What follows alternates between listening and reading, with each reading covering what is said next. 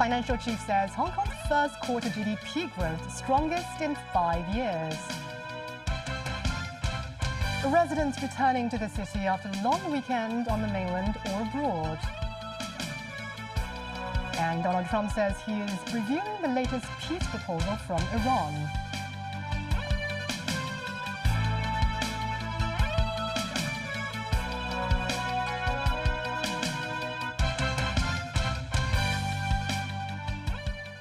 Good evening. Welcome to TVB News. Financial Secretary Paul Chan said Hong Kong is set to see the strongest GDP growth in the first quarter in nearly 5 years. The government will announce the advance estimates of the city's GDP for the first quarter on Tuesday. Mimosa Ngai reports. On his weekly blog, Financial Secretary Paul Chan said the growth is helped by spending increase in the retail and food and beverage market, recording a 5.2% year-on-year rise. Spending at non-fast food restaurants also increased by nearly 8%. Apart from an improvement in private consumption, Chan said another factor is a positive performance in export and fixed investment. The financial chief noted that the export growth of two product categories had seen a notable rise in the first 3 months of the year. Electromechanical equipment and telecommunication gear increased by more than 40% and 63% respectively. Meanwhile, Chan said the number of tourists visiting Hong Kong in the first quarter exceeded 14.3 million, the highest since the pandemic. Chan estimates the total tourist volume of the year could surpass the initial forecast number of 53.8 million, bringing the city more than $240 billion of tourism-related spending. Mimosa Ngai, TVB News. The Fanling bypass eastern section connecting the Fanling North New Development Area has officially opened. Some drivers have reported saving about 10 minutes of travel time and plan to take the new route on Monday's commute. Rachel Un has more. After 6 years of construction, the Fanling bypass eastern section officially opened at 8 a.m. Many drivers were keen to try out the shortcuts. We set off from Fanling Highway in the morning to test out the northbound route. To reach the bypass, drivers must first follow the directions to Fanling and Shenshui, avoiding the exit towards Shuttlecock. Then follow the yellow road signs along the way towards Fanling North. Staying in the leftmost lane will lead you onto the Fanling bypass eastern section. The two-lane dual carriageway bridge crosses over the East Rail Line section. Around 3 minutes later, the first exit appears. The left exit leads down to Nong Yuk Tower roundabout. Connected to Shuttlecock Road, this exit provides access to Lun Wo Hui, Ong Lok Chun, and the Queen's Hill area. For those heading to Shenshui Town Center and Shek Wu Hui areas, continue straight along the bypass. After going through the underpass, the road runs along the banks of the Ngtong River. In about 5 minutes, you'll reach the roundabout connecting to Ma Sik Road. In comparison, taking the old route via Park Wall Road and Jockey Club Road, then turning onto Ma Sik Road involves passing through 6 to 7 traffic lights. The new route skips all the lights and junctions. Some drivers believe the new route avoids major traffic bottlenecks in the North District and plan to use it on Monday's commute. Mr. Lau believes with the addition of the new route, traffic jams around Kai Lang could be avoided, making a huge difference. Whereas Mr. Chang thinks that some of the signs lack clear indication midway through the route, hoping that the government will amend wordings on signs, allowing drivers to navigate more easily. Authorities stated that the bypass will support the Fanling North New Development Area, including the first public housing estate, Feng Wang Lang Estate, set to be completed this year. The road is being opened early to prepare for the newly relocated population and avoid increasing traffic congestion. As for the 2-kilometer-long Fanling Bypass Western Section project, commenced at the end of last year, will connect the Fanling Bypass Eastern Section and Man Kam To Road. The project is expected to be completed in 2031. Rachel Ng, TVB News. Many residents head home on Sunday, marking the end of a long weekend holiday. As of 4 p.m. on Sunday, more than 600,000 people arrived and left Hong Kong via different control points. About 169,000 mainlanders visited the city. Mimosang reports. On the third day of the Golden Week holiday, the West Kowloon Station's arrival hall was filled with passengers who arrived from the mainland. Some travelled light, while others carried suitcases. A lot of them were Hong Kongers who came home on the last day of their 3-day break to prepare for work and school on Monday. This man, who has spent the holiday in Huizhou, Guangdong, said his family decided to catch an earlier train to avoid the late crowds. He said that will also leave some time for his children to complete their homework. Similarly, this resident chose to arrive in Hong Kong before the evening because he thought travelling would be easier in the afternoon. The traveller added that the return ticket was difficult to secure and he was placed on a waiting list beforehand. For mainlanders, the holiday doesn't end until Tuesday. Many visited Shatin racecourse to watch horse racing. Coming from Sichuan province, this tourist said the racecourse was well known. While she planned to leave Hong Kong later in the day, the woman said the venue was still worth a visit. The Immigration Department said more than 780,000 Hong Kong residents left the city on the first 2 days of the long weekend break, an increase of nearly 30% compared to the same period of 2025. Separately, about 510,000 mainlanders arrived in Hong Kong over the past 2 days. Moments 9, TVB News. According to Iran's Tasnim news agency, the country has submitted a 14-point counter-proposal to the U.S.'s Middle East war peace plan. U.S. President Donald Trump said he was reviewing the new Iranian proposal to end the war, but also expressed skepticism it would lead to a deal. Daniel Rao tells us more.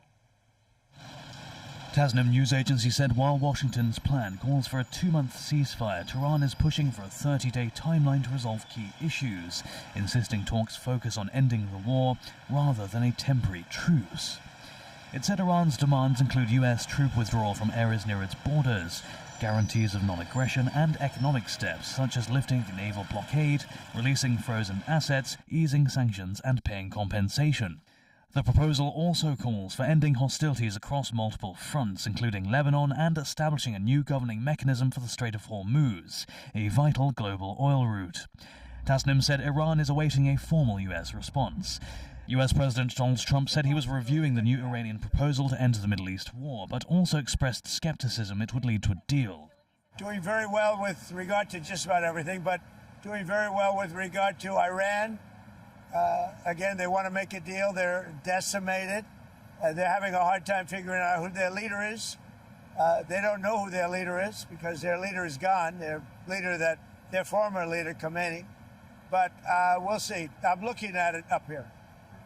Yeah, I'll let you know about it later. Shortly after speaking to reporters, Trump posted on social media about the new proposal, saying he can't imagine that it would be acceptable and that they have not yet paid a big enough price for what they have done to humanity and the world over the last 47 years.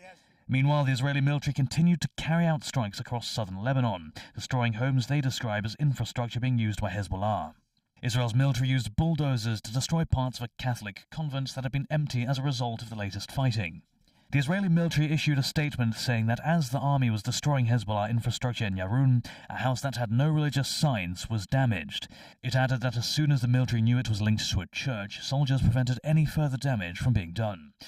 The military added that Hezbollah used the compound in the past to fire rockets towards Israel on several occasions. Elsewhere, Pope Leo XIV once again called for peace while ordaining 4 priests as bishops in an elaborate ceremony at the Vatican. In his homily, he said, "Chosen by God were those who oppose plans that crush the weak and use conflict to select the strongest, while neglecting those left behind." Daniel, TV News. U.S. President Donald Trump said the U.S. will significantly reduce its troop presence in Germany, escalating a dispute with Chancellor Friedrich Merz as he seeks to scale back Washington's commitment to European security. We're going to cut way down, and we're cutting a lot further than 5,000. Thank you very much. Germany's Defense Minister Boris Pistorius said the drawdown, which Trump has threatened for years, was expected. He said European nations needed to take on more responsibility for their own defense. The German defense minister also emphasized that security cooperation benefited both sides of the transatlantic partnership. And still ahead, Mexico's state governor and mayor step aside after U.S. drugs indictment. Torrential rain hit Hong Kong, bringing much cooler weather to the city. And mainland robots working as traffic cops.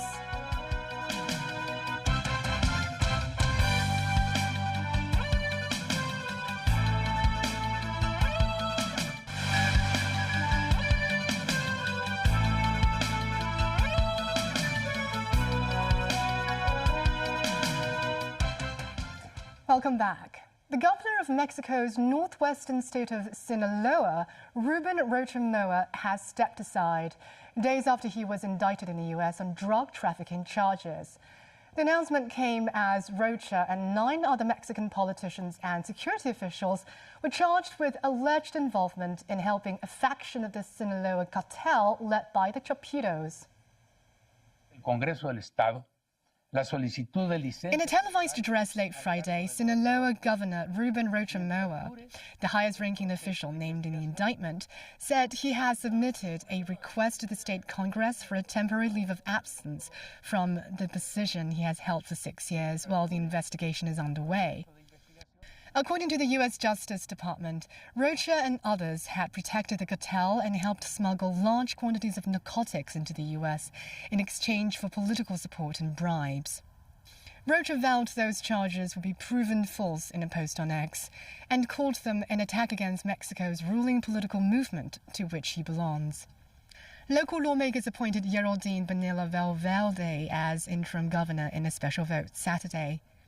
Juan de Dios Gomez Mendeville, the mayor of Sinaloa's state capital of Culiacan, was also named in the indictment and similarly announced he would take leave from his post. In leaving their positions even temporarily, officials would lose their blanket protection from criminal prosecution. Mexican President Claudia Sheinbaum, who is of the same progressive Morena party as Rocha, has pledged to stamp out corruption while defending national sovereignty.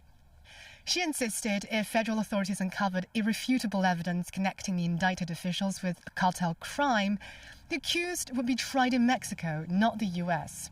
Meanwhile, Mexico's Attorney General said no arrests will be made while the probe continues. The stepping down of the governor and mayor was good news for some residents living cartel violence almost daily in Sinaloa. A local doctor expressed rejoice and said it was unfortunate that it was another country that had to step in and take action on the situation they're facing. La felicidad es enorme para mí. A vet stated the administration has been protecting Rocha a lot, but he does not think it will shield him from U.S. legal issues.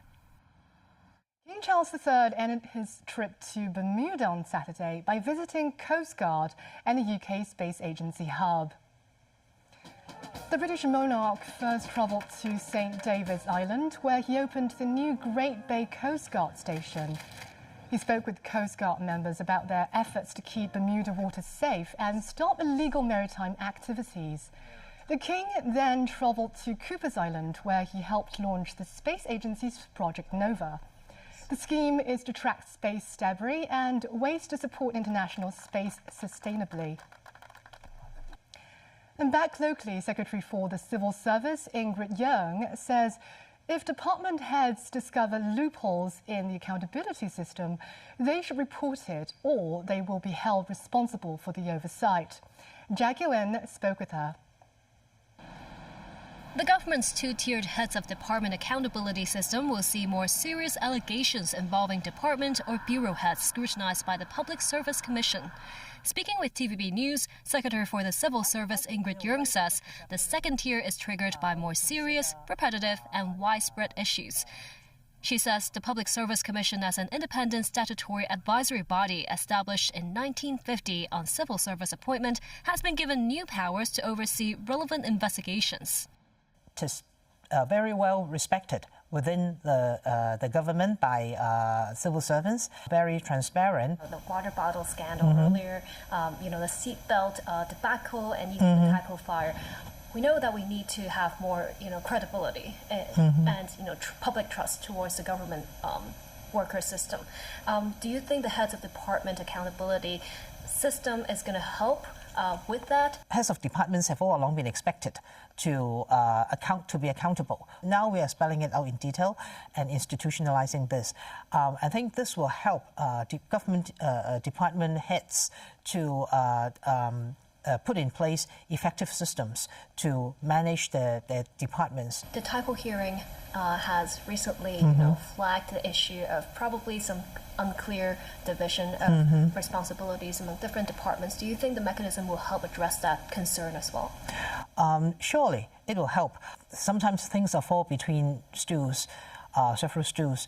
The department head can bring it to upper levels or to other departments who may have the power to deal with this sort of problems to get it resolved. She says the accountability mechanism can cover permanent secretaries and could expedite disciplinary hearings on civil servants, which normally take 9 months with more comprehensive probes. Yeung adds the rank-and-file civil servants will face stricter appraisals, with possible considerations of a bell curve approach, in other words, assessing officers against one another for promotion opportunities and point-scale pay raises. Lower-performing civil servants may be denied their annual increment pay rise, and that brought the question of the annual pay adjustment mechanism for civil servants.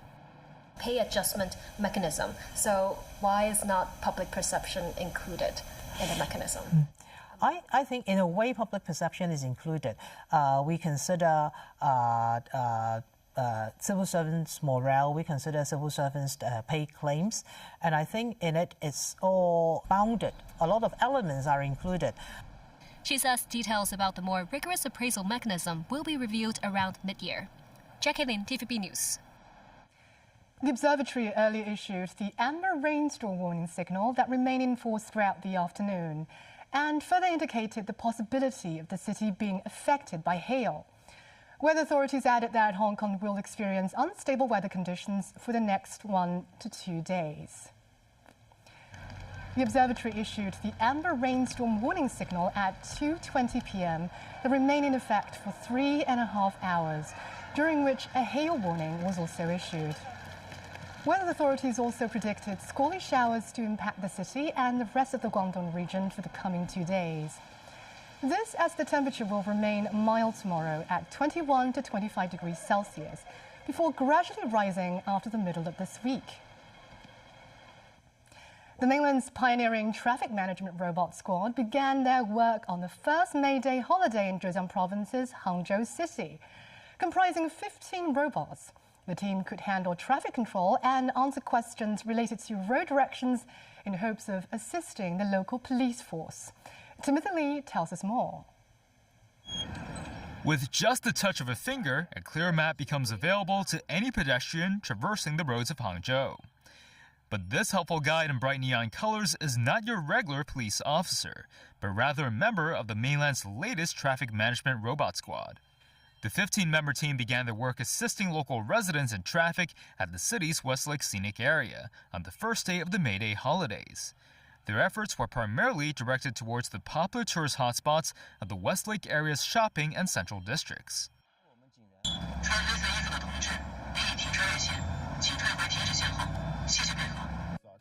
Besides playing the role of a directions service provider, the robots also serve as an enforcement arm, reminding motorists to strictly follow traffic rules.